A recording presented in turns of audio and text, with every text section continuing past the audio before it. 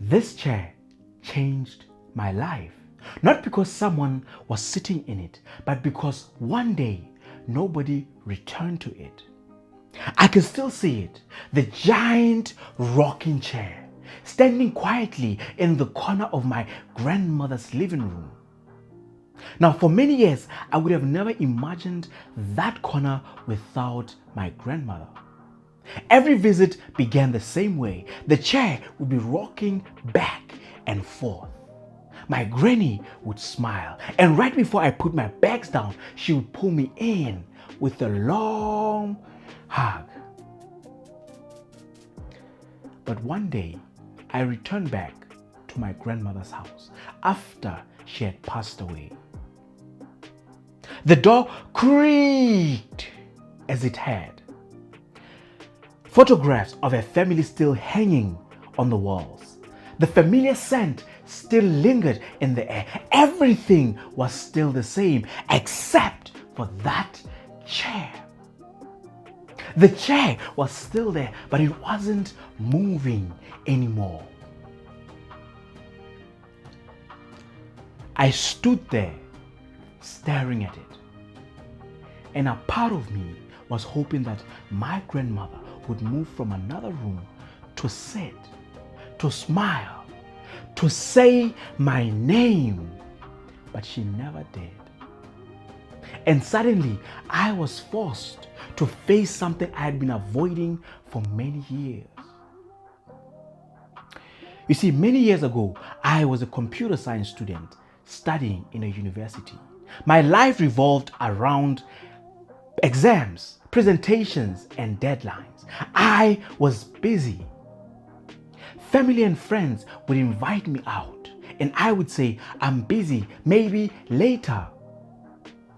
Conversations with my granny always began the same way. She would call me and say, Wes, when are you ever gonna call me? And I would say, Granny, I'm studying. She would call me and say, when are you gonna visit me? I would say, after this semester, Granny. The answers always seemed reasonable. Because in that moment, I thought I was investing in my future.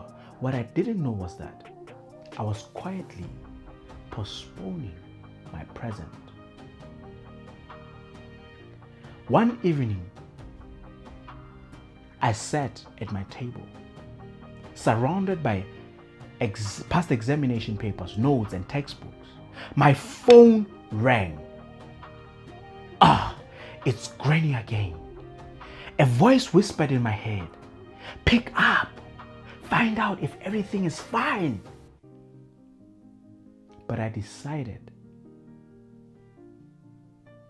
to put the phone on silent and go back to studying.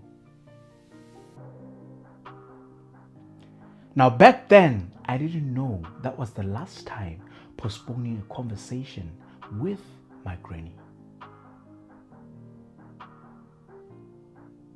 Weeks turned into months, months turned into years, and then there were no calls anymore.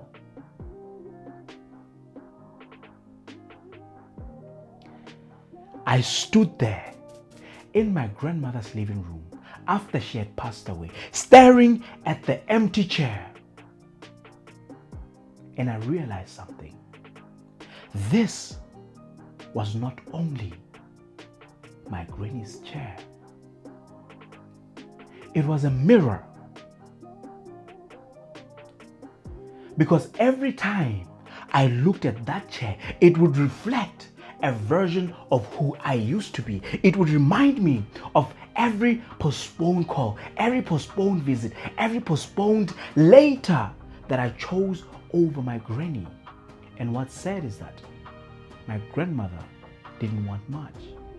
She just wanted time.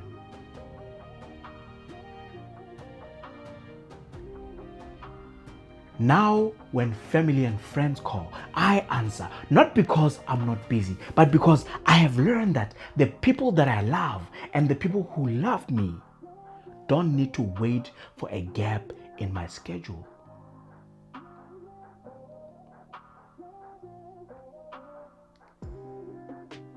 think about the person you've been postponing. Maybe it's a call, a conversation, a visit. You know who it is. Now imagine this chair. Who for you is sitting on it? One day, every chair becomes empty, like this one. Dear friends, make sure that the people you love don't spend the last years waiting for you to come and sit next to them.